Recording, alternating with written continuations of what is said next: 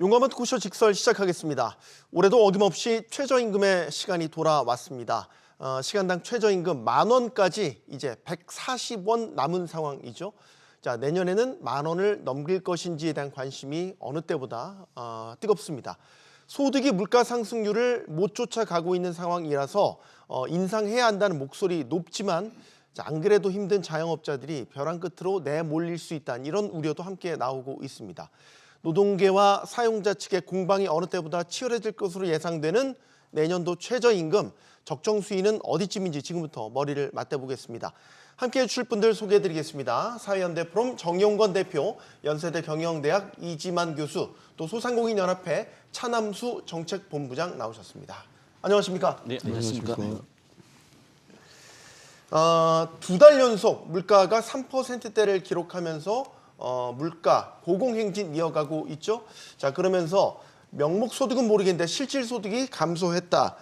이런 이야기도 나오고 있는 가운데 이제 내년도 최저임금 협상이 들어갑니다. 네. 어떨 것으로 예상하시는지 정 대표님께 많이 최저임금 저희 토론할 때마다 나와 주셨으니까요. 올해는 어떨 것으로 예상하시는지요? 올해는 좀 훨씬 더 치열해질 것이다 이렇게 보고 있고요. 뭐 잘 조율되지 않으면은 노사 간의 갈등도 좀 더 심해질 것이라고 이렇게 보여지는데요. 사실은 이제 3월 31일 되면은 노동부 장관이 내년도 최저임금을 정하기 위해서 이제 최저임금위원회에 논의해달라고 요청을 합니다. 그러면 이제 4, 5, 6 이렇게 해서 3개월 동안 90일 동안 교섭을 해서 합의가 되거나 또는 정리가 되면 8월 5일 날 최종적으로 고시를 하도록 이렇게 돼 있거든요. 근데 이제 올해 더 치열할 수밖에 없는 구조가 사실은 뭐 앞서 앵커께서도 말씀하셨지만 물가가 너무 많이 올랐다는 거.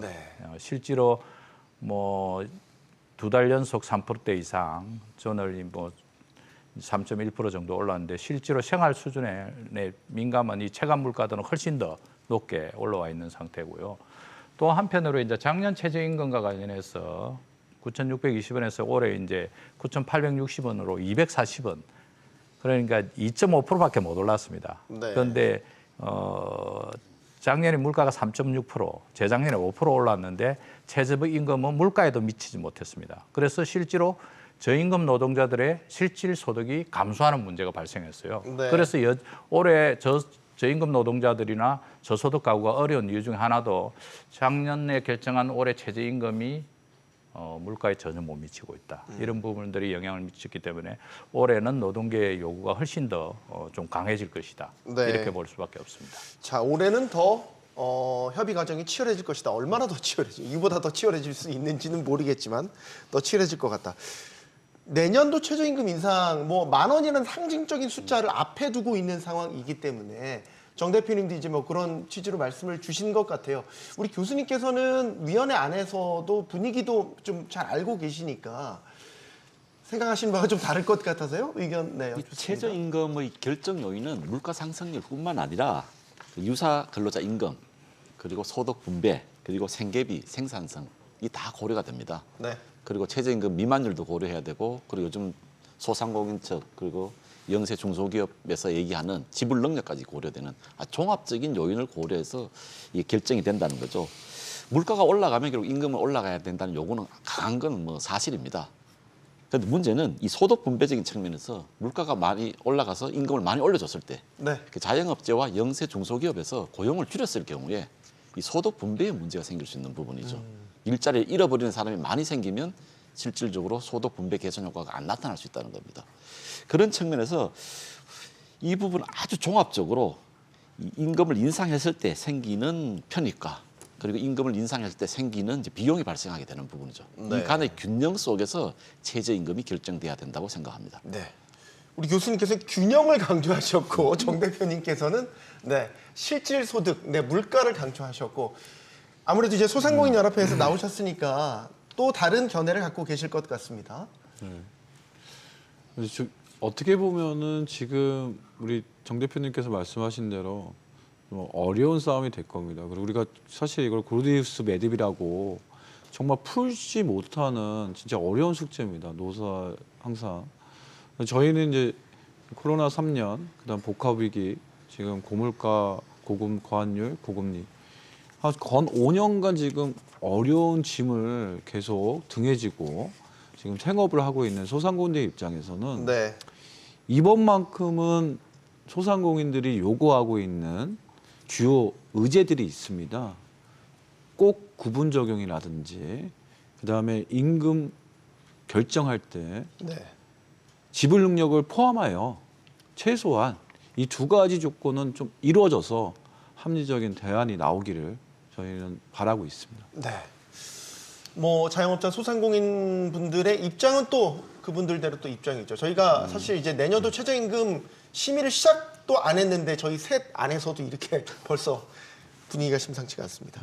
작년에 노동계가요 12,000원 네, 네. 제시했어요. 네, 네. 네.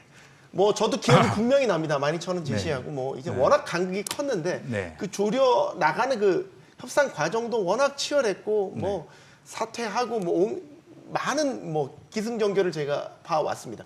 올해 노동계가 얼마나 제시를 할지 사실 이것도 네. 네, 뭐 어떻든 뭐 12,500원 정도 수준은 제치를 하지 않겠습니까, 그죠? 뭐 네. 그런 수준 이상으로 제출을 할 건데 이제 노사 간의 간극이 너무 큰 것도 국민 보기에는 그렇게 좋아 보이진 않는다. 그래서 저는 뭐 노동계에서도 좀 가능한 수준에서 제한하는 게 좋겠다 이 생각을 가지고 있습니다. 마찬가지로 경영자 측에서도 어렵지만 어떻든 최소한의 물가 상승률 언저리에 육박하는 걸 해야 되는데 뭐 삭감 또는 동계를 거의 반복적으로 사용자 단체에서는 제한하고 있는 이런 구조고 노동계에서는 뭐 한 25%씩 뭐 이렇게 이제 인상되는 이런 걸 하는데 간격을 그리 넓혀 놓으면은 뭐 노동자 입장에서도 이렇게 기대만 높였다가 또는 뭐 예를 들어서 소상공인이나 자영업자 입장에서 보면은 뭐 동결이나 삭감 주장해놓고는 또 이러면서 네. 너무 그 기대치를 갖다 높여만 놓고 실질적인 협상의 결과는 늘 기대하고도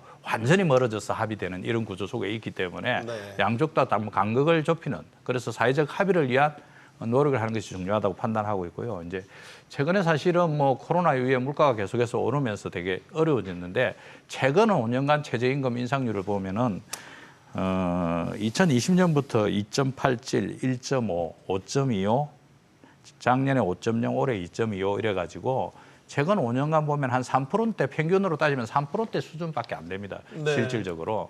근데 뭐 아까 말했습니다. 작년에 물가 3.0, 올해 벌써 3월 달 벌써 3.1, 재작년에 5.0 이런 구조 속에서 보면은 물가 상승률을 못 따라가는 최저임금은 문제가 있다. 거꾸로 돌이켜서 생각해 보십시오. 2021년 SK 하이닉스를 기준으로 해가지고 대기업 임금을 갖다 10%씩 올렸어요. 네. SK 최태원 발입니다. 그래서 그러면서 막 뭐 삼성전자, 현대자동차 영향을 받아가지고 대기업 임금은 말로 올라갔습니다. 작년에 우리나라 100대 기업 연봉 1억 이상 기업이 100대 기업 중에서 몇 개인지 아십니까? 몇 개입니까? 48개입니다. 50개 육박하는데 그나마라도 금융보험업이 빠져 있어요. 네. 금융보험업까지 집어넣으면은 우리나라 100대 기업에서 절반 이상이 다 연봉이 1억 이상이 됩니다. 근데 최저임금은 작년에 겨우 2.5% 올랐어요. 그러다 보니까 저임금 노동자 비중도 드디어 또 늘어나기 시작했어요. 이런 양극화 현상이 가속화시키는 이런 구조로서 끌고 가서는 안 된다. 그래서 최저임금은 어떻든 간에 사회 안전망으로서 역할을 하기 위해서는 좀 받쳐 올리고 그 대신에 윗단에서 결정하는 임금 구조와 관련해서는 오히려 조금 더 유연해져야 되는데 이게 자꾸 거꾸로 가면서 양극화가 더 심화되고 있는 이런 문제들. 물론 중간에 이 자영업자의 문제는 있지만 최저임금 제도라는 것이 국가가 노사관계에 개입해서 최저임금을 정하고 지키라고 요구하면은 이 자영업자 어려운 부분들은 국가가 일정 부분 책임을 져야 돼요. 보조를 말씀하시는 건가요? 그렇습니다. 네. 그래서 이제 타겟팅해서 보면은 전체 우리가 고용인이 취업자 수가 2,800만 명 정도 되는데 그중에서 600만 명 정도가 자영업 하시는 분들이에요. 그중에서 고용원이 있는 자영업자는 140만 명입니다. 이 140만 명에 대해서 국가가 적극적인 역할만 하면은 최저임금이 사회적 안전망을 두툼하게 해주고 그러면서 그거 사회적 안전망이 두툼하게 깔리면은 사실은 기업이 그 대신에 자유롭게 뛰어놀 수 있도록 규제를 완화하고 다양한 방식과 관련해서 동의될 수 있는 그런 유연성을 확보할 수 있는 공간들이 저는 열리리라 보고 있습니다. 차 본부장님이 네. 이 타이밍에 말씀하셔야 될 것 같은데요. 그러니까 지금 우리 소상공인 현실이 너무나도 잘 모르는 분들이 많아요. 그러니까 참 어렵다. 근데 얼마나 어려운지. 어렵다는 거는 그냥 일반화시킬 수는 없거든요. 네. 지금 고용원이 있는 자영업자 수와 고용원이 없는 자영업자 수가 고용원이 없는 자영업자 수는 계속 늘어나고 있습니다. 고용원이 있는 자영업자 수는 계속 줄어들고 있고. 네. 이 얘기는 뭐냐면 더 이상 아까 말씀드린 것처럼 어려움이 이제는 한계 사항에 부딪힌 겁니다. 그렇다고 국가는 지원 하나 없습니다. 최저임금에 대해서 실질적으로 지금 일어나는 현상들 한번 보시자고요. 길거리 가면 그냥 모든 상태가 어떻게 합니까? 고용원이 없어요. 다 자동화. 키오스크도 많이 뭐, 도입하죠. 키오스크도 들어가고 또 그냥 서비스질이 그러니까 당연히 안 좋아져요. 사람이 인력이 최소한 대처해야 하거든요. 왜냐하면 산업의 경제성은 어느 정도의 서비스잖아요. 그러면 안내하시는 분들, 그다음 날라주시는 분, 근데 그 다 로봇으로 바꾸고 키오스크로 바꾸고 그리고 아예 주유소 가보세요. 예전에는 다 주유소에 누가 와서 주유원이 계셨죠. 계셨잖아요. 지금은 많이 셀프. 지금은요 거의 다 셀프 주유소입니다. 왜 이런 상황이 되냐? 그러면 대한민국은 더 이상 고용 없는 나라가 될 것입니다. 이 기반을 지탱하기 위해서는 최소한 소상공인들이 어느 정도 안정적으로 서비스 경쟁력도 높이고 고용을 갖춰서 산업 경쟁력을 갖춰야지만 대한민국의 어느 정도의 힘을 선장하는데 동력이 될 수 있다는 그 말씀을 인지하는 상태에서 최저임금이 논의되어야 한다. 그러면 지금 경쟁력을 말씀하셨으면 네. 지금 수준의 최저임금 네. 더하기 주휴수당까지 뭐 감안해서 네. 지금도 소상공인 자영업자분들은 지금 수준도 굉장히 버겁다라고 버겁습니다. 말씀하시는 거예요. 버겁습니다. 그러면 소상공인 자영업자 입장에서 낮춰야겠네. 낮춰야 하고요. 실질적 부담을 낮춰야 되는 수준. 지금 이미 왜 그러냐면 왜 우리는 낮춰야 한다. 정부에 아까 우리 정 대표님께서 말씀하신 대로 지원이 있다면 최저임금에 대해서 국가 보조를 어느 정도 한다면 저희는 그럴 필요는 없습니다. 보조 없는 상태에서는 낮춰야 한다고 봅니다. 최저임금 미만율을 지금 봤을 때 외식업 숙박업이 지금 40%가 넘어가고 있는 상황입니다. 네. 그 얘기는 최저임금을 지금 줄 수도 없는 사람이 산업 사업장이 40%가 넘는다면 이 제도가 무슨 실효성이 있습니까? 저는 그거 물어보고 싶습니다. 현실적으로 정 대표님 지원은 없잖아요. 네, 지금 현실적으로 뭐 지원은 문재인 정부 없으니까. 시절에 일정 부분 16.4, 10.9 올리면서 2018년, 19년 올리면서 정부가 이제 일자리 안정 자금이라 해가지고 인당 13만 원씩 뭐 이렇게 해서 갈수록 낮추다 지금은 지원이 사라졌어요. 네. 왜냐하면은 뭐 그렇게 급속하게 올리지 않는 상황이기 때문에 사라졌는데 전체로 보면은 아까 말씀드린 대로 이제 소상공인 자영업자분들이 전체 우리 경제 취업사 중에서 22.4% 정도 됩니다. 지금 조금씩 낮아지고 있어요. 그런데 앞서 말씀하신 대로 이제 고용이 있는 자영업자 수는 조금씩 증가하더라고. 계속 그전에 증가하고 있습니다. 줄어들다가 최근에 이제 조금 증가하더라고. 예. 지난달 자료 보니까 조금 증가하고 이렇게 했는데 실제로 뭐 우리가 이제 업종별로 임금을 보면은 금융보험업이 전년 기준으로 해가지고 월 934만 원이에요. 네. 최하단에 어디냐 하면은 말씀하신 대로 숙박음식업이 218만 원이에요. 이쪽이 제일 낮은데요. 그래서 이쪽을 어떻게 케어할 것인가의 문제인데 하나는 국가가 역할을 하나 해야 됩니다. 또 하나의 문제는 뭐냐면 소상공인 자영업자를 위해서 어떻게 될 것인가 관련해서는 플랫폼의 문제입니다. 숙박업은요. 소위 말하는 야놀자 여기 어땠던 플랫폼들이 장악하고 있습니다. 거기서 엄청나게 광고비 그다음에 실제로 매출의 10%씩 무조건 가져가는 이 구조 속에서 힘들다.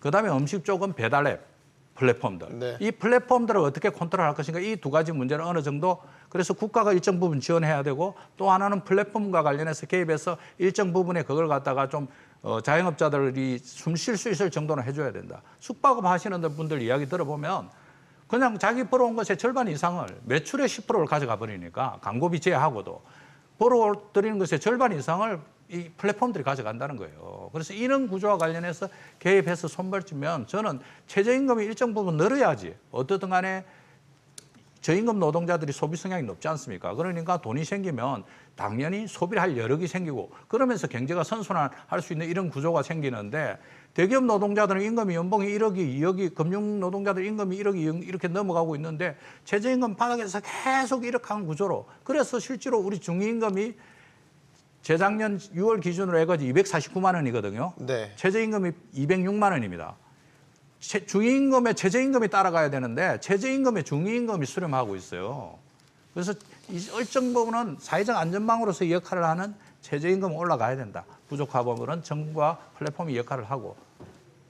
하한선이지 않습니까? 최저임금이 그렇죠. 하한선이잖아요. 네. 그러면 우리가 보통 위원회에서 이제 논의를 하실 때 그 기준을 노동자의 각 이제 고용별 이제 뭐 소득별로 계층이 있을 것 아닙니까? 중간 정도에서 맞춰서 판단을 하시는 건지 아니면 좀 더 아랫단에서 보고 그걸 기준점으로 삼아서 판단을 하시는 건지 그거에 따라서 또 많이 달라질 것 같네요. 뭐 엄격하게 말씀드리면 뭐 결정 요인이 법에 명시되어 있습니다. 이제 결정 요인에 따라서 이제 최저임금을 이제 고려해서 결정하게 되는데 지금 네. 쟁점이 되는 부분은 최저임금이라는 부분은 근로자들의 생활 안정 그리고 노동력의 질적 향상을 목표로 하고 있습니다. 이 두 개가 보장이 돼야지만 이제 건전한 경제 활동을 할 수 있다는 것이죠. 네. 지금 쟁점이 되는 부분은 결국 생계비에 못 미치는 최저임금이라는 겁니다.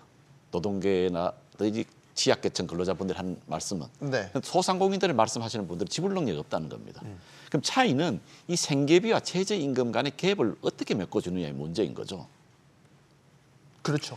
아무리 열심히 일을 해도 계속 근로 빈곤층에 머무는 부분들을 어떻게 할 것이냐. 이 문제는 사실 이 문제는 최저임금 제도 내에서는 해결이 안 됩니다.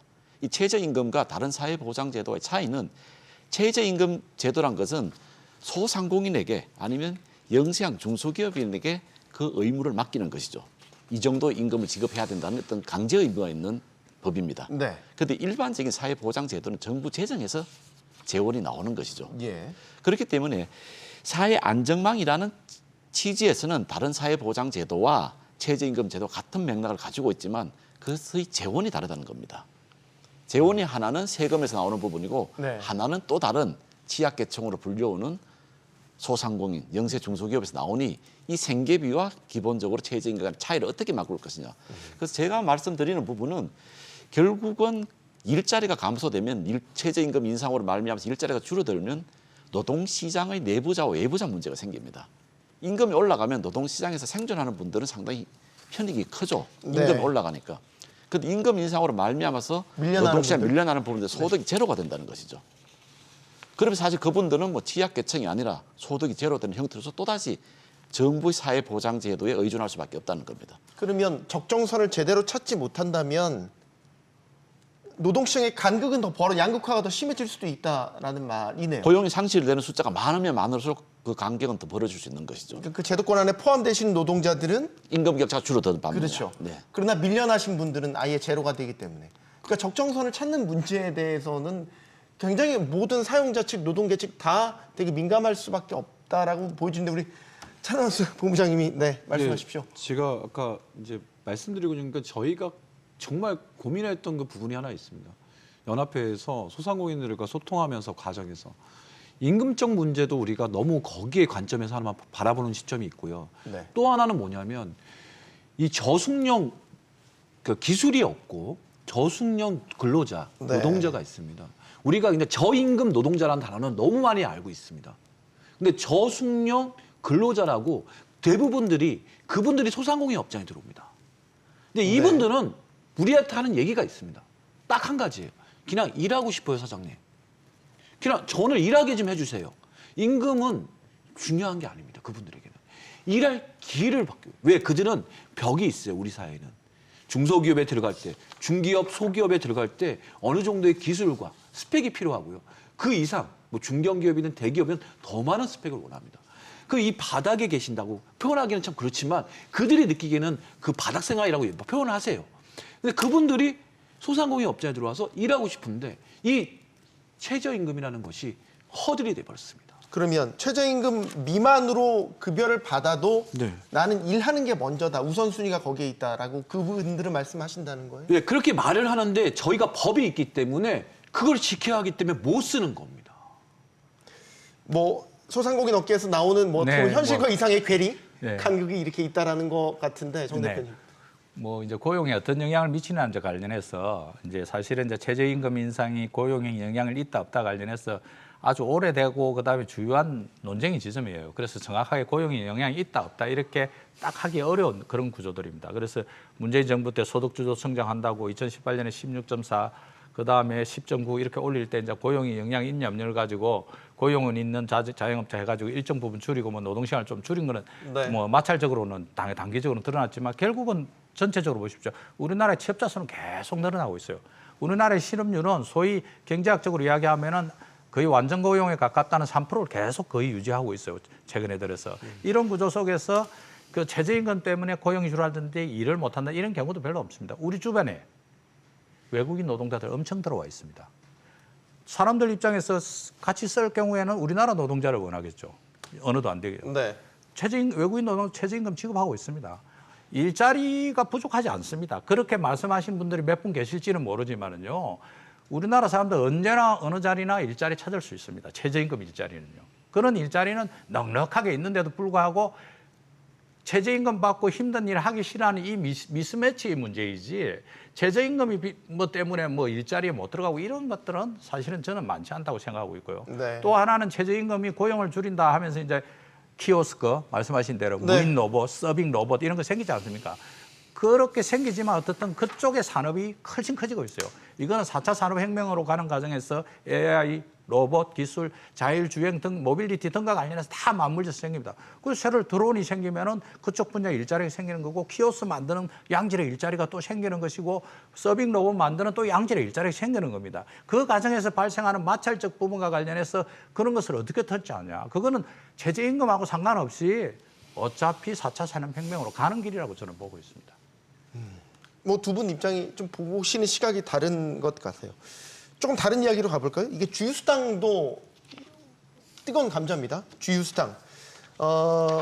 사용자 측에서 늘 얘기하시는 게 있죠. 주휴수당을 포함하면 최저임금은 이미 10,000원을 훌쩍 뛰어넘었다. 네, 이런 이야기도 나오고 이 주휴수당 안 주려고 점주들께서 소위 쪼개기 알바를 많이 고용한다. 이제 이런 목소리도 많이 있고요. 여기서 교수님께 먼저 의견 여쭙겠습니다. 주휴수당 지금 우리 현황 어떻다고 보십니까? 저는 개인적으로 주휴수당은 없어져야 되는 그 임금으로 봅니다. 원래 또 왜요? 주휴수당은 또 임금 항목에 들어있는 것이 아니라 휴가 항목에 들어있는 부분이에요. 네. 과거 이제 저임금 시대에 있어서 주 6일제를 해도 생계가 어려우니 일요일 날 쉬더라도 하루 더 임금을 주는 형태로서 만들어진 것이 주휴수당입니다. 네. 그런데 지금 단계에서 그럼 주휴수당을 줄였었을 경우에 당장 임금이 줄어드는 효과가 존재하는 것이죠. 그렇죠. 실질적으로 받는 임금이 줄어드니까. 임금이 줄어드니까. 그럼 이 부분은 결국 단계적으로 해소가 될 수밖에 없습니다. 그 노동시장에서는 수요와 공급을 맞춰서 기본적으로 임금은 균형점을 찾아가게 된다는 것이죠. 그럼 그 과도기적으로 발생하는 임금 감소분을 어떻게 할 것이냐. 이게 해결 과제로 남는다는 것입니다. 네. 그래서 이 부분은 단계적으로 실질적으로 주휴수당이 지금 20% 됩니다. 5일 일하면 하루분을 줘야 되기 때문에. 네. 그럼 이 20%에 해당되는 부분을 어떻게 단계적으로 정상적인 어떤 형태로서 노동시장에서 결정할 수 있게끔 가면 되는 것이고 이제 문제는 그럼 주휴수당이 있었을 때 불편한 점이 한두 가지가 아닌 건 사실입니다. 쪼개기 알바 누구 때문에. 입장에서 불편한 겁니까? 사용자 입장에서도 마찬가지고 근로자 입장에서 마찬가지예요. 20%를 줄이기 위해 가지고 14시간씩만 아르바이트생을 2명을 쓰게 되는 거죠. 그렇죠. 1명 나눠서 고용을 한다는 게 한때 이제 굉장히 큰 논란이 됐었죠. 그리고 뭐 네. 근로자 입장에서도 두 군데 일자리를 찾아야 되니까. 이제 그런 측면에서 지금의 쟁점은 주휴수당은 개인적으로 볼 때는 없어져야 되는데 그 차가 생기는 20% 임금을 어떻게 보존해주는 방법에 쟁점을 맞춰서 가는 것이 이게 오히려 더 현실적인 논의가 아닐까 저는 싶습니다. 소상공인 입장에서 네. 주휴수당을 안 주기 위해서 주 15시간 미만의 고용인을 이제 고용자를 이제 고용하면 네. 문제가 뭐예요? 그러니까 아까 저숙련 말씀하셨으니까 네. 사실 일의 연속성이라는 것도 굉장히 점주들 입장에서 중요하실 것 같아서 맞습니다. 중요한 말씀하셨습니다. 제가 아까 임금 결정할 때는 저숙련 기술자에 들어올 수 있는 창구가 필요하다는 말씀을 드린 거고 이번 네. 건은 좀 다른 건데 사실 고민이 많은 거예요. 쪼개기 하는 것 자체도 그 소상공인 업장에 각각의 다양한 업종들이 있지 않습니까? 네. 서비스 질이 너무나도 약화됩니다. 왜냐하면 똑같은 일을 반복하면서 왜냐하면 네. 그 기술력이 대단한 분이 아니기 때문에 한 말씀 하더라도 처음 한 사람이 다르고 뭐 10번, 100번 해서 다르지 않겠습니까? 그런 것들이 축적이 돼야지만 경쟁력이 쌓이는데 저희는 이 압박, 주휴수당에 대한 압박 때문에 쪼개기를 할 수밖에 없는 겁니다. 또한 저희가 생각하기에는 주휴수당은 진짜 손에 꽂습니다. 주휴수당을 지금 하고 있는 데가 제가 알기로는 뭐 터키인가 뭐 이런 한두 군데 해외 사례를 말씀하시는 예. 거군요. 네. 그런데 이거를 계속 우리 대한민국은 하고 있는 겁니다. 그러니까 저희 입장에서는 주휴수당 오케이. 주휴수당을 없애준다면 최저임금은 어느 정도 왜? 저희도 고민이 있거든요. 지속 가능한 서비스 경쟁력을 높이기 위해서 고용을 이끌어 가야 한다. 네. 예. 지금 주휴수당을 산입하는 국가와 산입하지 예. 않는 불산입 국가 예. 구분이 되는군요. 예. 불산입 국가들의 전반적인 국가를 보면 선진국들이 네, OECD에 포함된 국가들이 대부분이다라는 걸 알 수 있겠고, 정 대표님은 주유수당 네, 주유수당 해제해야 된다고 보세요? 저도 사실은 주유수당 문제와 관련해서는 최저임금에서 적용유예 부분과 관련해서는 고민을 좀 했었어야 된다고 생각했는데 사실은 앞서도 말했지만 2018년 16.4 그다음에 10.9 이렇게 급격하게 올릴 때 이 주유수당 문제를 단계적으로 좀 정리하면서 고용안정기금으로 좀 지원을 하면서 이렇게 갔었어야 되는데 네. 지금 앞서 교수님도 말씀하셨지만 이게 이제 40시간 근무하면 8시간에 주유수당을 주고 그렇게 계산하면 20%이고요. 네. 그다음에 이제 월로 계산하면은 이게 이제 174시간인데 주유수당을 계산하면 이제 209시간이 됩니다. 그러면 한 17% 정도 돼요. 주유수당 금액이. 네. 근데 이 금액이 작은 금액이 아닙니다. 이걸 어떻게 정리할 것인가 관련해서 합의가 예를 들어서 지금 최저임금 선상에 있는 저임금 노동자들 입장에서 17%에서 20% 정도 다 바로 삭감되는 이 문제를 누구든 용납할 수 있겠습니까? 아니면 어느 정권이 이걸 자신감 있게 이걸 갖다가 없앤다고 할 수 있겠습니까? 사실은 쉽지 않은 국면으로 들어섰다. 그런데 이것과 관련해서 문제가 있다고 판단하면은 결국은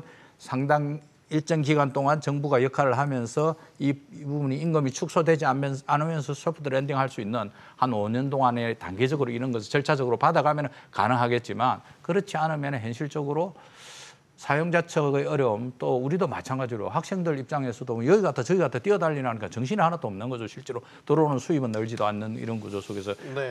불합리하다고 판단은 가지고 있지만 없애려면 정부가 적극적으로 역할을 해주고 그런 것들과 관련해서 나서서 좀 합의를 만들어내고 정부가 역할을 하면은 그게 이제 노동계획이 되는 거죠. 그리고 주유수당 산입할지 말지 여부도 최저임금위원회 안에서 같이 테이블 위에 올려놓고 얘기할 수 있나요? 아닙니다. 아니면 그건 안 됩니다. 법적 사항입니다. 그거는 따로 근로기준법에 별도로 따로 논의해야 예, 법적 사항입니다. 아니 법 개정 사항이고요. 예, 근로기준법에 따로 있습니다. 아, 훨씬 더 지난한 절차를 그렇습니다. 그 사실 네. 말씀드렸듯이 생계비와 최저임금 간의 격차 그리고 이 주유수당의 어떤 에서 발생한 문제 해소에 있어서는 두 분이 말씀하실 때 정부 역할이 상당히 중요합니다. 정부가 역할을 하지 않는다면 결국은 우리가 소위 말하는 취약계층과 취약계층 간의 이 다툼으로서 네. 이 최저임금을 둘러싼 사회적 이슈가 계속적으로 맴돌 수 있다는 것이죠. 우리가 적정 최저임금 선을 매년 이제 많은 갑론을박 끝에 이제 어쨌든 정해 오고 있는 이런 상황인데요. 최근에 이제 미국에서 보면 이런 일이 있었습니다. 미국 캘리포니아에서는 이제 이달부터 패스트푸드 업계 근로자의 최저 시급 16달러에서 20달러로 인상을 했습니다. 근데 이를 앞두고 아주 유명한 피자 체인점이죠. 피자헛에서 배달원을 2,000명이나 해고를 했습니다. 아까 정 대표님 말씀하셨지만 최저임금과 어떤 일자리의 상관관계 그건 뭐 오랜 논쟁거리라고 말씀하셨으니까 네. 그런 아주 실사례가 지금 발생을 했습니다. 네네. 이걸 어떻게 해석을 해야 되겠습니까? 그러니까 단기적이라고 보는 거죠. 사실은 마찰적 부분에서 발생할 수 있는 요인들은 있습니다. 분명히. 우리도 그래서 2018년, 19년 소득주도 성장할 때 마찰적 요인에서 실업이나 노동시간을 줄였거나 또는 근로자 숫자를 줄인 것과 관련 발생하는데 궁극적으로 길게 봐서는 계속 그렇게 갈 것인가 관련된 부분은 좀 다른 문제이긴 볼 수 있는 것이고요. 미국 같은 경우는 이제 7.25달러에서 한 15년째 동결되어 있습니다. 그런데 주요 주별로 이제 미국 같은 경우에는 뭐 이 또 최저임금을 달리 해가지고 워싱턴이라든지 캘리포니아든지 뉴욕 이런 데는 16불 이상 이렇게 되고 있는 이런 구조입니다. 네. 작년 11월 기준으로 해고 이제 미국의 평균 이제 노동자들의 시간당 노동이 34불 정도 돼요. 우리 돈으로 따지면 한 47,000원 정도 되거든요.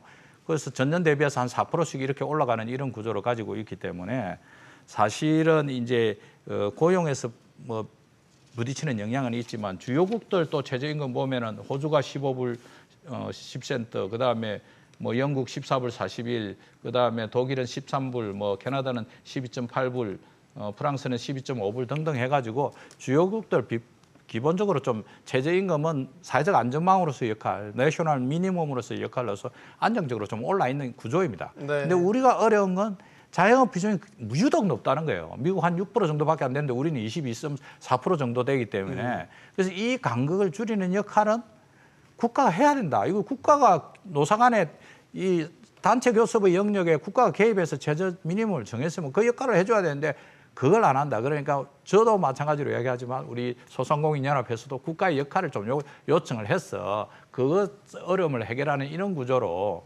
좀 질서를 갖다 재편하는 수밖에 없다. 저는 그렇게 봅니다. 네.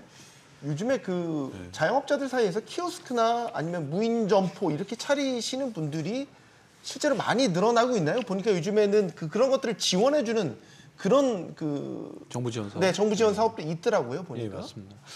그러니까 이렇게 보시면 돼요. 사실은 그거 할 수 있는 사람은 그나마 난 거예요. 지금 현장에서는 폐업이에요.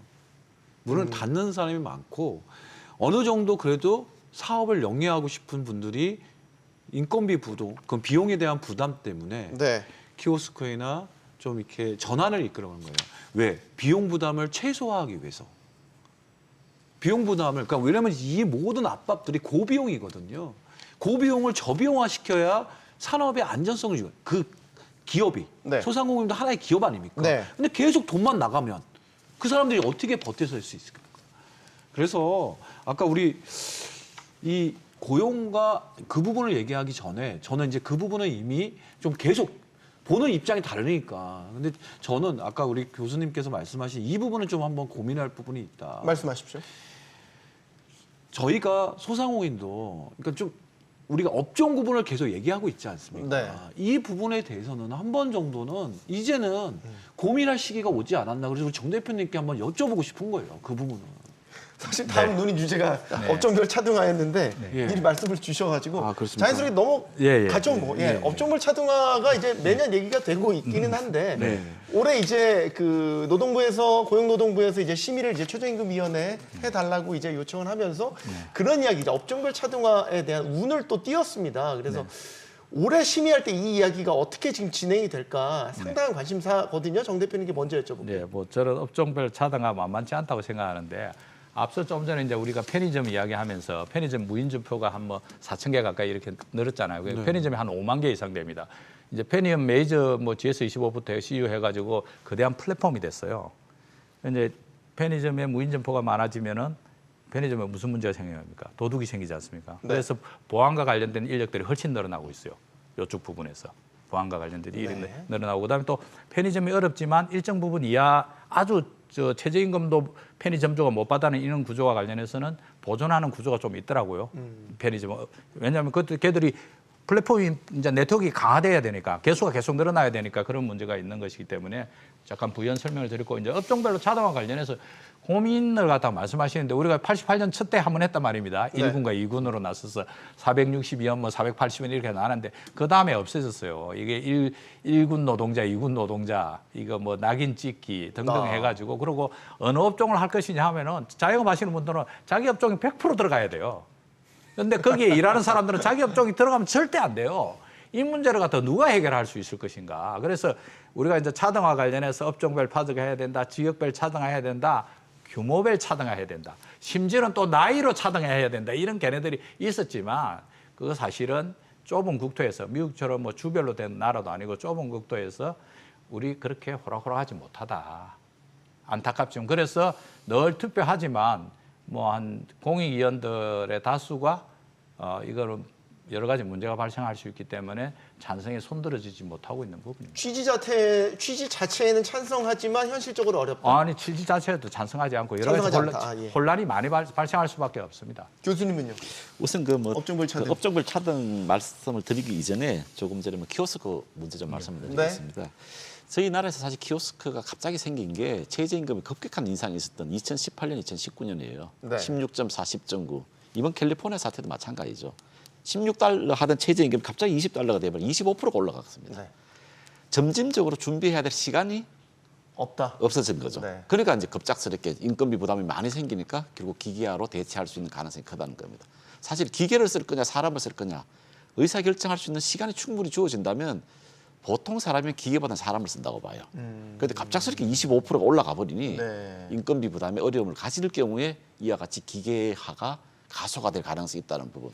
그런 측면에서 저희들도 물론 저는 2018년, 2019년 경우 아주 예외적인 뭐 인상 예외적으로 많이 인상된 해라고 봅니다. 네. 그렇지 않는다면 지금 기계화돼가는 형태는 전반적인 추세입니다. 말씀하셨듯이. 근데 문제는 새롭게 창출되는 영역은 사실 뭐 저희들이 최저임금위원회에서 고민할 필요가 없어요. 새로운 영역이기 때문에 문제는 기계화로 말미암아서 일자리를 잃어버릴 수 있는 분들, 이분들은 사실 재교육이나 재취업을 하는데 상당히 애로점이 있다는 부분이죠. 네. 이런 부분은 지금 대표님 말씀하셨던 부분에서 지금 사각지도 남아 있습니다. 이런 부분은 틀림없이 정부가 들어와야 됩니다. 네. 자연스럽게 과학기술 발전으로 말미암아서 새롭게 창출되는 영역이 있는 반면에 또 일자리가 상실되는 영역이 있다는 부분이죠. 일자리가 상실되는 영역에 계신 분들은 바로 취약계층화가 될 가능성이 상당히 크다는 부분이죠. 네. 이 부분은 최저임금 제도에서는 해결이 안 됩니다. 이제 그런 부분을 먼저 말씀을 드리고 네. 업종별 부분은 참 어렵습니다. 난제입니다. 정말로 난제입니다. 이 부분은 네. 말씀하셨듯이 뭐 법에도 이제 뭐 구분 적용이 가능하다고 되어 있는데 지금 이걸 하려면 사실 기초 분석이 상당히 축적이 많이 되어 있어야 됩니다. 데이터가 많아야 됩니다. 거죠? 음식 숙박객 미만율 30%가 넘었어요. 상당히 어렵습니다. 최저임금을 유지하기 현 최저임금 자체를. 그럼에도 불구하고 또 음식 숙박업 중에서는 또 영업 상태가 괜찮은 분들도 상당히 존재하는 부분이죠. 제가 만약에 이제 업종별 구분 적용을 이제 시행을 한다면 이것도 매년 결정해야 될 사항입니다. 시범적으로 한두 해 해보는 정도는 좀 동의를 하지만 그걸 시행하기 이전에 충분한 같은 업종 내에서의 또 수익 구조도 분석이 돼야 됩니다. 그게 아직까지 철저한 분석이 제가 안 된 걸로 알고 있어요. 그러면 도입을 하더라도 단계별로 시범 사업부터 단계적으로 가는 것이 맞다고 봅니다. 취지 자체에는 공감을 하세요? 뭐 법제화가 되어 있는 부분이기 때문에. 이제 차 본부장이 말씀해 주셔야 될 건 그러면 자영업자 소상공인 업계에서 업종별 차등화가 필요하다고 보시는 거는 어쨌든 업주들 입장에서 차등화가 됐었을 때의 비용 부담이 덜어지기 때문에 일단 기본적으로 그렇게 보시는 거죠. 이게 저희가 이제 구분적으로 계속 얘기할 때 포인트는 그거였어요. 아까 말씀드린 대로 최저임금 미만율이 많은 업종들이 있다. 근데 아까 교수님도 말씀하시고 그 같은 업종이라 하더라도 외식업도 그래서 매출액이 높은 업종이 있고, 그러니까 없던 사업장이 있고, 그 중간 분위기 있고 하위 분위기가 있습니다. 외식업도 똑같은 일반화를 할 수 없어요. 그래서 저희가 얘기하는 건 뭐냐면 최저임금 도입을 어떻게 좀 일단 하자. 그러기 위해서는 이미 다 알고 있는 최저임금 미만 높은 업종인 두 군데. 외식업, 숙박업을 한번 아까 우리 교수님 뭐 시범이든 모범 뭐 선제적으로 한번 해보고 그 두 군데 중에서 그냥 다 도입하는 것도 아닙니다. 왜 갈등의 요소가 있는가? 그래서 기본법 안에도 우리가 업종 분류할 때 소상공인을 할 때 매출 10억 이하, 매출 10억 이상 내 외식업은 소상공인이 아닙니다. 그러니까 어느 정도의 기준값을 정해놓고 이제 도입을 해서 한번 테스트를 해보는 거죠. 왜 이미 이렇게 미만율이 높은데 계속 아마 노동계도 계속 이렇게 뭐 미만율을 많아서 법적 투쟁이 계속 일어나고 있는 현장에서는 관리 감독도 안 됩니다. 그렇다면 도입을 해서 한번 이런 업종에 어려운 이제 소위 말하면 지불 능력이 안 되는 사업장들 이들에 대해서는 좀 구분해서 그리고 그분들이 또 근로자들이 그래서 일하겠다고 하는 사람들이 오겠지 그냥 강압적으로 할 수 있는 체계가 아니지 않습니까? 그런 부분들을 한번 저는 대안으로 한번 던지고 싶은 겁니다. 단계별로 이렇게 시범 사업부터 도입하는 거는 어떻게 보세요? 노동계가 받아들일까요? 받아들이지는 않겠지만 실제로 현장에서 보면 이제 우리가 이제 예를 들어서 감액 적용용 사례들이 있었어요. 최저임금을. 그래가지고 이제 감시 단속적 노동자들 그러니까 아파트 경비원들이 10% 감액해가지고 90% 받은 적이 있어요. 그런데 그것도 폐지됐거든요. 왜냐하면은 아니 우리가 이렇게 일하는 게 다른 데하고 다르지는 않은데 우리가 왜 최저임금 자켓주나 이랬어요. 그다음에 이제 수습 사원들을 3개월 동안 최저임금 자켓주도 해가지고 편의점에서 알바생들 단순 업무임에도 불구하고 10% 감액해서 준 적이 있어요. 그것도 문제가 많았어요. 왜 똑같이 하는데 감액하냐고. 이 감액만 적용해도 이렇게 문제가 큰데 업종별로 시범적으로 해보자지만 전 업종에 본물 터지듯이 최저임금을 갖다 다 낮춰달라는데 그 규모별로 할 것인지 업종별로 할 것인지 그 지역은 어떻게 할 것인지 이런 문제들 다 따지고 계산을 해보면 엄두가 안 나는 일이에요. 이 일이. 말은 쉽게 하지만 어느 업종에 어디를 대상으로 할 것이고 예를 들어서 뭐 음식 숙박업도 10억을 기준으로 하는데 또 어디는 어느 별로 분류하고 이런 등등과 관련된 이 혼란들이 최저임금 제도 자체를 갖다가 거의 뭐 무력화시킬 수밖에 없고 엄청난 혼란. 나는 그게 안 간다는 거예요. 그러면은 10% 비싼 데 가는 거죠. 감액 적용하는데 누가 가겠습니까? 자켓 주는데 안 가죠. 거꾸로 뭐 서울시 시의원들이 65세 이상 노인들은 뭐 좀 최저임금 적용 안 받게 해달라고 일자리 진입시켜야 되라고 그러죠. 들어가 보세요. 그분들이 딱 들어가면요. 아니 나는 60세하고 65세하고 이런 똑같이 하는데 왜 나한테 임금 자켓 주냐고 항의하고 데모하고 노조 만들어요. 생각처럼 그렇게 쉽지 않다니까요. 대단히 복잡하고 갈등이 많은 요인들입니다. 이게. 그러나 뭐 주장은 하시겠지만 우리나라에서는 적용하기 정말 어렵습니다. 전 다시 한번 우리 정 대표님의 말에 그런 갈등의 비밀이 일어납니다. 최저임금 이거 자체만으로도 갈등은 지금 계속 일어났고 계속 일어나고 있는 상황입니다. 구분 적용에 대해서는 그동안 논의도 어느 정도 됐고 이번만큼은 또 실질적으로 이 공감대는 이루어졌어요. 최저임금 미만율이 높은 업종은 노동계도 다 알고 있습니다. 네. 외식업, 숙박업 너무 우리가 많이 외쳤기 때문에 여기는 지금 미만율 높다는 걸 노동계도 알아요. 대안을 갖고 오라고 그러거든요. 그럼 다 적용할 거냐? 아까 말씀 정 대표님 말대로 그럼 어떻게 할 건데 이 얘기를 먼저 하시거든요. 그러면 그 어떻게 하는 방법을 매출의 규모를 일정 부분 기준을 정하자. 지역은 그런 방식으로 좀 접근하면은 그 대안이 될 수 있지 않겠습니까? 기준점이 네. 매출액 일정 부분 그러니까 규모별로 하자는 거잖아요. 아니, 업종을 일단 업종도 정하고 그 안에서 또 하나 업종별, 매출액 규모별. 기준을 그럼 하나 더. 조금씩 접근 방법을 찾아가자는 거죠. 생각처럼 호락호락이 아니라 두 번째는 이게 이제 뭐 우리나라가 이제 신용카드를 많이 쓰기는 있지만 여전히 현금 비중도 높고 이렇기 때문에 그런 부분과 관련해서 생각처럼 쉽지 않을 여러 가지 문제가 그래서 뭐 옆집에는 똑같은 구조인데 옆집은 내보다 더 많이 벌었는데 신용카드 성실하게 신고해가지고 괜찮고 여기는 안 하고 이렇게 해가지고 갈등의 요인이 많아서 그건 어렵고요. 제가 봐서는 업종별 이런 것보다는 이제 최저임금을 어떻게 결정할 것인가. 결국 이제 합리적인 어느 정도 제가 이제 최저임금 위원할 때 대비해서 최저임금이 많이 올라왔어요. 지금 뭐 중위임금 대비해서 꽤 올라왔지 않습니까? 이제 앞으로 이 최저임금을 어떻게 결정할 것인가 관련해서 큰 고민과 관련해서 고민해보고 그다음에 이제 국가의 역할, 플랫폼이 어떻게 할 것인가와 관련된 이런 부분들만 정리하면 저는 이 갈등도 어느 정도 이제 수그러 줄 수 있다고 봐요. 왜냐하면은 16.4, 10.9 이런 데는 단기적으로 한번 너무 엄청나게 올린 것서 그 갈등이 소외된 것이지만 최근 5년간 기준으로 해가지고 이 정도로 갖다가 저임금 노동자들한테 이 정도 임금을 갖다가 평균 한 3.5% 정도밖에 안 돼요. 그 정도로 갖다가 못 올려줬다?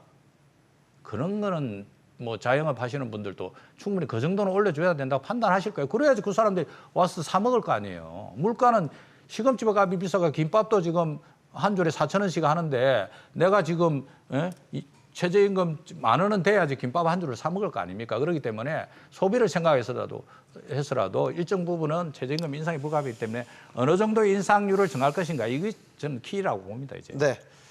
5분 남았습니다. 마지막 질문. 저 이야기로 해야 될 거 다 오늘 못했거든요. 근데 이제 마지막은 사실 최저임금위원회 이야기를 좀 해보려고 해요. 지금 이제 사용자 측 위원이 있고요, 근로자 위원 측 위원이 있고요, 이제 공익위원들이 계시는데 이 세 개의 축이 최저임금을 결정하는 데 있어서 이분들이 대표성과 다양성을 다 담아낼 수 있냐 이 얘기도 사실 많이 나왔잖아요. 사실 공익위원들은 정부에서 임명하지만 학계에 계신 분들이 이제 많이 오시고 근데 우리가 이 최저임금이라는 건 사회 전반에 다 적용된다라고 본다면 이분들만 가지고 대표성과 다양성을 다 충족할 수 없다. 더 다양하게 이 위원회 안에 들어와야 된다. 이런 논의에 대해서는 어떻게 생각하시는지 교수님께 먼저 의견 여쭙겠습니다. 뭐 이해관계자들의 대표성을 뽑는 문제는 상당히 어렵습니다. 지금 저는 뭐 최저임금 구성에 대해서 크게 문제가 있다고는 보지는 않아요. 왜 그러냐면 최저임금위원회에 들어오지 않는 또 이해관계 집단들이 상당히 많습니다. 근데 지금 최저임금위원분들이 그런 분들의 목소리도 충분히 저는 반영하고 있다고 봅니다. 그러면 모든 이해관계자 있는 분들을 지금 다 받아들이면 지금 9인 체제인데 각 집단별로 어느 정도 숫자를 더 늘려야 되느냐. 답이 없는 것이죠. 그와 같이 이제 최저임금제 공익위원회 대표성의 논의보다는 결국 최저임금이 어떻게 결정돼 가냐 그 과정이 저는 더 중요하다고 봅니다. 지금 사실 저희들 저도 뭐 최저임금위원회를 상당 기간 오래 했는데 시즌이란 말이 나와요. 뭐라고요? 시즌, 최저임금 시즌이 왔다. 시즌이 왔다. 야, 시즌이 왔다. 죄송합니다. 발음이 안 좋았어요. 그러면 이게 뭐냐면 최저임금이라는 부분은 1년 내내 사실 저희들이 연구를 해야 되고 사실 거시경제 지표와 미시경제 지표를 다 분석을 해야 되는 것입니다. 그런데 그런 분석 기간 없이 이제 최저임금 3월 31일자 고용노동부 장관님이 최저임금위원회에다 최저임금 결정해 주시라고 공문을 보내면 그때부터 이제 최저임금위원회가 가동이 되는 것이죠. 이런 형태로 가동이 되다 보니까 결국 모든 결정이 협상의 결과로서 최저임금이 정해진다는 것입니다.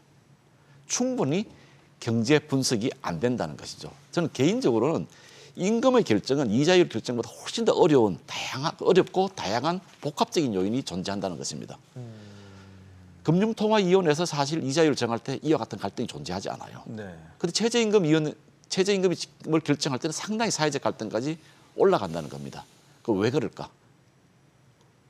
많은 사람이 공감할 수 있는 데이터 분석이 부족하기 때문에 실질적으로 협상의 결과로 나타나기 때문에 협상이란 과정은 당연히 본인에게 더 유리한 방향으로 결과를 내려고 한다는 것이죠. 그러면 최저임금위원회를 1년 내내 상시로 운영하면 어떻습니까? 가동하면 어떻습니까? 이제 그런 측면보다는 가장 이제 단적인 예가 2016년 최저임금을 정할 때였는데 그때 이제 최저임금 만원 이슈가 처음으로 나왔어요. 네. 그때 노동계에서 79.2%를 주장을 하셨고 또 사용자에서 0% 주장을 했습니다. 이건 최저임금법에 의하면 결정 요인이 양 집단 다 전혀 반영되지 않는 결과치였다는 거죠. 실질적으로 저희들이 경제 데이터 분석을 해보면 최저임금 인상률의 그 영역은 명확하게 나옵니다. 올 내년도는 최저임금이 최저 이 정도 수준에서 최고 이 정도 수준 사이에서 결정이 된다면 근로자들의 생활 안정감, 노동력 질 향상 그리고 우리의 건전한 국가 경제 발전에 기여한다는 영역이 나온다는 거죠. 그 과정이 빠졌다는 겁니다. 그런 부분을 금융통화위원회에서 하는 역할이 최저임금위원회에서도 존재한다면 지금과 같은 격렬한 이 갈등 구조는 많이 완화되지 않을까 하는 것이 네. 제 생각입니다. 네. 본부장님. 저는 구성에 대해서는 뭐 아까 교수님 말씀대로 뭐 당연히 이해관계자에 절대적으로 근로자 단체가 있어야 하고 사용자 단체는 당연히 이 논의에 들어가는 건 맞습니다만 네. 이제 이 결정 사항에서 공익이라는 이 분들의 이제 목소리가 들어오는데 이 부분에서 조금 사실 노동계도 반대하고 저희 이제 사용자 단체도 반대하는 입장이 결정될 때가 대부분입니다. 네. 왜냐면 워낙 저희랑 노동계는 부딪힐 수밖에 없다고 그냥 생각이 드니까. 그래서 저는 이거를 이제쯤에서는 좀 이제 어떤 안들을 좀 가져가도 좋을 것 같아요. 국회에서 여야의 정치적 합의를 통해서 책임성을 꼭 왜 맨날 노동계랑 저희랑 싸워야 합니까? 같이 손잡고 함께 대한민국 만들어야지. 그래서 여야가 결정하라. 네. 정 대표님. 이제 최저임금을 뭐 국가별로 결정하는 단위는 이제 행정부가 결정하는 경우, 정부가 책임지고 그다음에 이제 국회에서 역할을 하는 경우, 그리고 이제 사회적 대화기구인 최저임금위원회, 사회적 대화기구 세 가지 대체로 뭐 크게 분포하고 있는데요. 사실은 제가 최저임금위원회 하면서 답답해가지고 그냥 국회가 가져가라. 당신들이 제일 국민의 민의를 가는 대로 국회도 안 받습니다. 정부도 부담스러워서 안 받습니다. 결정하고 나면 자기가 책임질 일이 많아가지고. 네. 그래서 결국은 뭐 이 위원회의 구조는 계속될 수밖에 없다고 이렇게 판단되는데 저는 이제 우리가 최저임금이 중임금 대비해서 60% 이상 좀 올라왔지 않습니까? 그래서 이제 최저임금을 정할 때 결정할 때 가장 우선적으로 보는 게 노동자들의 생계비예요. 그래서 저는 사실은 이제 인플레이션하고 연동하는 게 어떤가 이런 판단을 하고 있습니다. 미국의 알래스카나 몬태나주 같은 데 등 12개 주에서는 물가하고 연동해요. 그래서 최저임금이 물가가 어느 정도 오르면 거기에 맞춰주는 거예요. 그래서 저도 우리 같은 경우에 인플레이션, 물가 플러스 1 플러스 알파 정도, 플러스 마이너스 알파 정도. 그래서 물가에다가 1 플러스 마이너스 알파 정도. 그래서 실제로 물가는 이미 정해지는 거고 전년도에. 네. 그다음에 최저임금위원회가 결정할 수 있는 것은 1 플러스 알파라 할 건지 1 마이너스로 알파 할 정도인지 이 정도 수준에서 결정하면은 그 안에서 는 충분히 논의될 수 있다고 봐요. 그러면은 여러 가지 혼란이 이제 줄일 수 있는 정도는 와 있다. 네. 실제로. 그래서 경제 성장의 가시를 일정 부분은 조금 누려야 될 겁니까? 1 플러스 알파라는 것이 저임금 노동자들도. 그래서 그것이 뭐 성장률이 1%대일 때도 있고 2%대일 때도 있고 또 뭐 어려울 때도 있고 쉬울 때도 있고 있기 때문에 그런 정도 수준에서 1 플러스 마이너스 알파만 결정할 수 있도록 최저임금위원회에서 정해놓고 나면 네. 물가는 베이스로 깔아주자. 저는 여기서 알겠습니다. 저희 끝내야 되는데. 아, 예, 알겠습니다. 네. 한번 나중에 한번 더 예, 최저임금. 예. 네, 이제 시작이니까요. 자, 오늘 이렇게 세 분이 진심을 담아서 토론을 했습니다. 올해만큼은 최저임금 합의를 해서 손잡고 최저임금이 나왔으면 하는 바람 전해드리면서 오늘 토론 마치도록 하겠습니다. 여러분 고맙습니다.